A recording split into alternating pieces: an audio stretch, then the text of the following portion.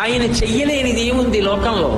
వాసుకి పేరు చెప్తే హడిలిపోతారు. అంత పెద్ద సర్పం, అంత పెద్ద సర్పాన్ని తీసి మెడలో హేళగా ఆభరణంగా వేసుకున్నాడు. ఆదిశేషుడు 1000 పడగలతో భూమిని మోస్తాడు.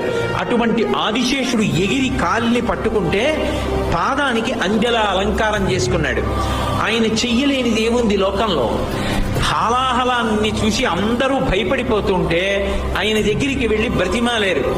అందరూ హాలాహలం తరువుకొచ్చేస్తోంది, కాల్చేస్తోంది అని భయపడి చని కైలాసముజొచ్చి శంకరుడి వాసద్వారముంజేరి ఈశని దవ్వారిగులు అడ్డుపడ్డ తలమంచుందొచ్చి కుయ్యో బొర్రో విను మాలింపుము చిత్తగింపుము దయన్ వీక్షింపుమం చంబుజాననము ఖిల్కరి రక్తరక్షణ కళా సంరంభుని శంభుని అంటారు పోతన గారు.